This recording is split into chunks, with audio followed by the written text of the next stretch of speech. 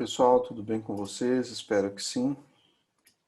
Aqui, professor Salvador, vamos dando continuidade aos estudos com o livro A Prova Brasil. Hoje aqui na página 56, na lição 7, vamos trabalhar com números decimais e frações. A gente vai fazer a relação entre essas duas representações dos números. A gente inicia com um recorde que ele diz o seguinte: os números decimais são expressos com vírgula. Nesses números, a vírgula separa a parte inteira da parte decimal. Observe os números 1,34 e 39,874. São representados no quadro de ordens. O quadro de ordens, ele já é velho conhecido nosso, né? A gente utiliza ele para organizar os números, né? De acordo aí com as suas grandezas, né? Então aqui, como nós estamos trabalhando com números decimais, a gente está trabalhando com parte inteira e parte decimal. Então nós temos aqui, ó, centena, dezena e unidade, já bem conhecido, a vírgula e depois a casa dos décimos, dos centésimos e dos milésimos, certo? Então 1,34 ele tem uma unidade, 3 décimos e 4 centésimos, assim como o 39,874 ele tem 3 dezenas, 9 unidades, 8 décimos, 7 centésimos e, por fim, 4 milésimos. Agora veja como podemos ler esses números. 1,34, 1 inteiro, 3 décimos e 4 centésimos. Ou seja, a gente vai deixando claro, né, quais são os números que estão em cada uma das casas. Ou 1 inteiro e 34 centésimos. O 39,874. Então, ó, 39 inteiros, 8 décimos, 7 centésimos e 4 milésimos. Ou 39 inteiros, 874 milésimos. Na atividade 1, Adriana foi ao supermercado comprar mortadela, queijo, presunto e salame. Veja no quadro a seguir quanto ela comprou de cada um desses frios. Então, a mortadela, o queijo, o presunto e o salame, temos aqui, né, quanto que ela comprou. Escreva como a Adriana pode ler a massa de cada um dos frios que ela comprou. Então, iniciamos com compreenda. Qual a tarefa proposta na atividade? Então, a gente quer escrever como se lê a massa de cada um dos frios que a Adriana comprou. B, qual é a massa de cada produto comprado? Então, é só você transcrever, né? Então, ó, mortadela, você vai escrever 1,321 kg. Queijo, 1,8 kg. Presunto, 2,74 kg. E, por fim, o salame, 0,653 kg. Algum dos frios comprados possui massa menor que 1 kg? Em caso afirmativo, qual? Então, veja bem, para um número, né, ele ter massa menor do que 1 kg, né, nós temos que na casa da unidade tem que ser 0. Tem que ser 0, alguma coisa, certo? Temos aí né, desses frios aí que tem 0, alguma coisa, que no caso é o salame, tá? Então, ela comprou em menos de 1 kg de salame. Página 57, responda quais são os frios comprados que têm massa maior que 1 kg. Como se lê a parte inteira dos números que correspondem às massas maiores que 1 kg. Então vamos lá. No caso da mortadela, né? Então ela comprou 1,321. Então tudo bem que isso daqui é maior do que 1 kg, tá? Então a parte inteira, né, dessa quantidade que ela comprou de mortadela é 1 inteiro. Certo? Assim como do queijo, que é maior também que 1 kg, que é 1,8 kg, né? A parte inteira foi 1 inteiro. Já o presunto, que foi 2,74, né? A parte inteira a gente lê como 2 inteiros.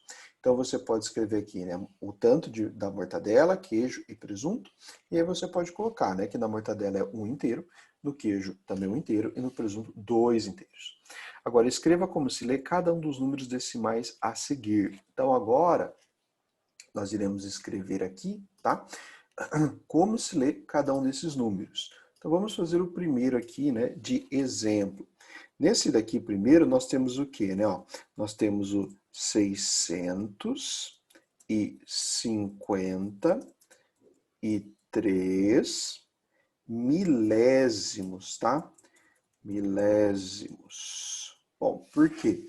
Observa aqui, né? O último número que aparece aqui na parte decimal, ele está em qual casa? É só a gente ir contando, né? O décimo, centésimo, milésimo. Então, como o último número está na casa do milésimo, então esse número a gente termina a leitura dele com milésimos, tá certo? E o de baixo? Bom, o de baixo é o seguinte, 1 inteiro, e quanto que nós temos de novo de milésimos, né? 321 milésimos. O de baixo, 2 inteiros, 74 centésimos, né? Porque o 4, né, que é o último número aí que aparece na parte decimal, ele está na casa dos centésimos. E por fim, o 1 inteiro e 8 décimos, tá? Então é só para escrever como se lê cada um deles. C. Leia a informação a seguir.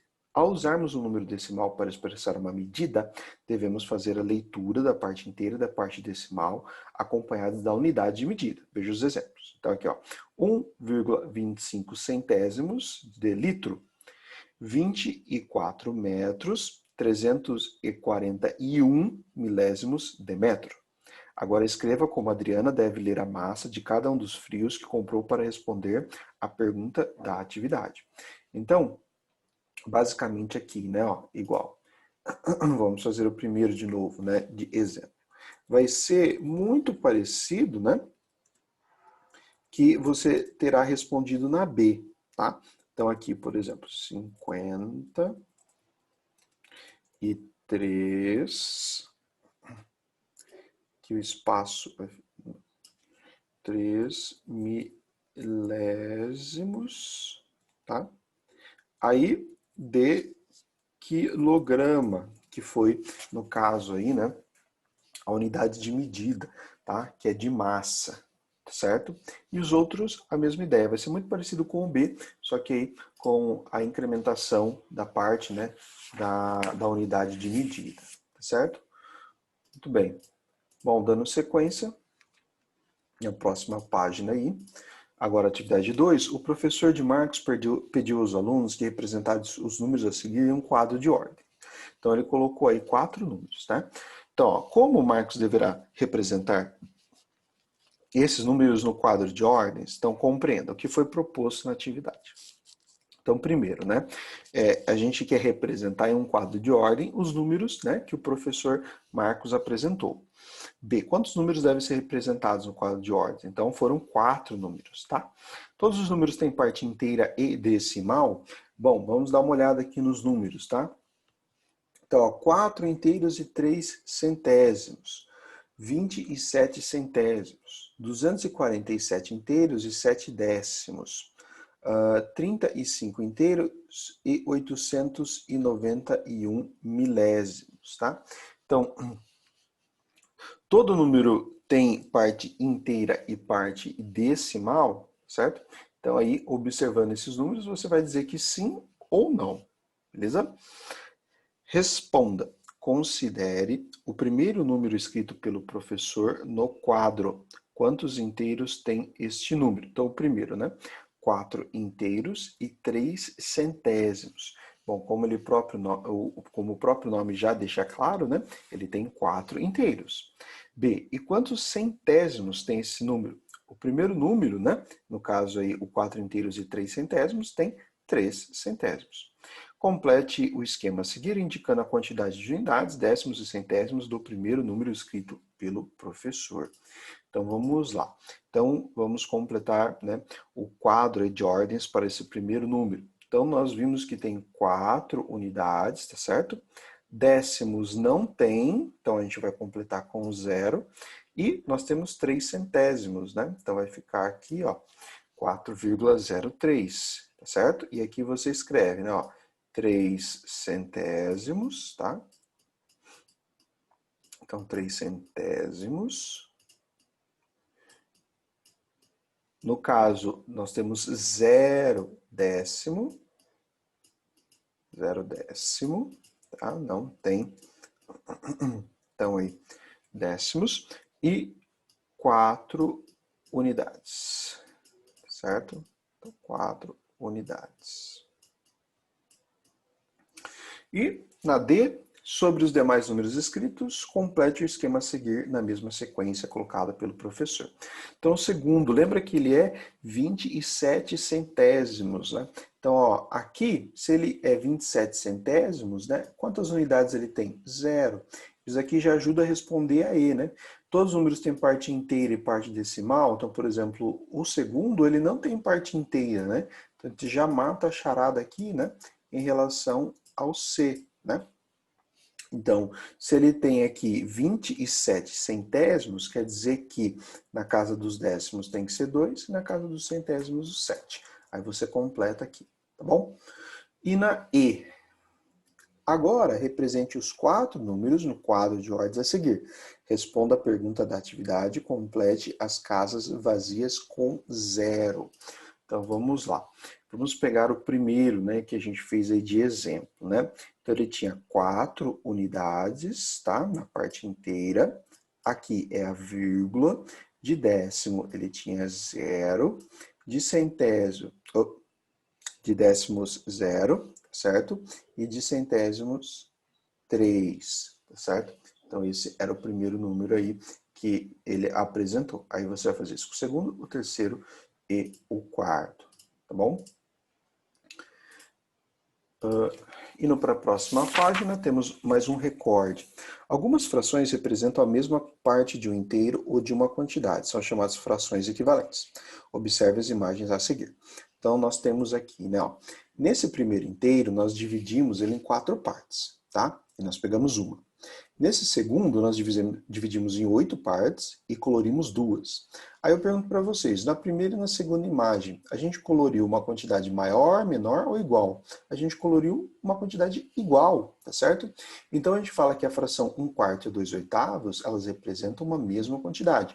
Por isso elas recebem o nome de frações equivalentes, certo? Então vamos para a atividade 3. Nas figuras a seguir, cada retângulo representa o mesmo inteiro. Em alguns desses retângulos, as partes coloridas de roxo representam a mesma parte desse inteiro. Então temos lá, figura A, B, C e a D. Escreva a fração correspondente à parte colorida de cada figura. Identifique as frações equivalentes entre as frações que você escreveu. Então, compreenda, né? Ele chega com a seguinte pergunta: quais são as tarefas propostas na atividade? Então, a gente quer escrever a fração correspondente à parte colorida de cada figura e identificar quais são equivalentes. Na B, em todas as figuras, a divisão do inteiro foi a mesma? Não, né? Então, igual, na primeira figura, ele dividiu na metade, certo? Já na terceira figura, me desculpe, na segunda figura, ele dividiu em 3 partes. Já na figura C, ele dividiu em 6, e na D também em 6, tá? Mas nem todas foram iguais, então na B é não. Responda A. Quantas partes cada figura foi dividida? Na figura A, né? 2, igual a gente já tinha dito anteriormente. Na B, 3 partes. Na C, 6. E na D também 6 partes. Agora escreva a fração correspondente à parte colorida de cada figura. Respondendo ao primeiro item da atividade. Então, a figura A, por exemplo, né? Se ele dividiu em 2 partes e coloriu uma, a fração que representa é ao meio, tá? E na B, se ele dividiu em 3 partes e coloriu uma, a fração que representa é 1/3. Na figura C, ele dividiu em 6 partes, só que ele coloriu 13, então 3/6, né? Que é a figura C. E, finalmente, na D, se ele dividiu em 6 e coloriu 2, então é 2/6, certo? Então, essa daí é a resposta para a B. Leia a informação. Considere que as figuras ao lado representam o mesmo inteiro. Observe que elas foram divididas de modos diferentes. Uma foi dividida em 4 partes e a outra em 2 partes. As frações que representam a parte colorida são 2/4, né, coloriu 2 de 4, e 1/2, respectivamente. Quando se divide a figura B em 4 partes, é possível perceber que a parte colorida representa a mesma parte colorida da figura A. Portanto, as figuras 2/4 e 1/2 são equivalentes, pois representam a mesma parte do inteiro. Então, ele usou aqui, né, ele deu uma dica para a gente, né, ó. Se a gente pega a figura B, né, e divide ela aqui agora em 4 partes, vocês concordam comigo que a gente chega à conclusão que a gente coloriu a mesma quantidade aqui na figura A e na B, certo? Essa que é a ideia que ele traz aqui neste quadro. Aí ele fala o seguinte: divida as figuras A e B em 6 partes iguais conforme as figuras C e D. Então, como que a gente vai ter que fazer isso daí? Ó? Na figura A, por exemplo, como que a gente faz para dividir em 6 partes iguais, né? A gente vai ter que dividir aqui, ó, né? Mais uma vez, e depois aqui mais uma vez, certo? Na figura B, já está em 3. Então, se a gente dividir aqui ó, pela metade, pronto, viraram 6. E a figura C e a D já estão divididas em 6 partes. Muito bem. Agora, ele pede para a gente, aqui no próximo item, escreva a fração correspondente à parte colorida de cada figura, depois a gente fez essa divisão aí, né? Agora, a figura A, se a gente for considerar 6 partes iguais, né? Qual é a fração que representa ela? É 3/6, certo? 3 de 6. E a B, agora qual que é a fração que representa, né? 2/6, tá? A figura C continua, né? Os mesmos 3/6, porque nada mudou. E a figura D, agora nós temos ainda, né? Que não mudou nada, 2/6. Considerando as figuras com as novas divisões, quais delas têm a mesma quantidade de partes coloridas? Então, ó, quais as figuras que os números foram iguais? Né? Tá vendo? Ó, a A e a C, tá? Que são 3/6. E também a B e a D, tá?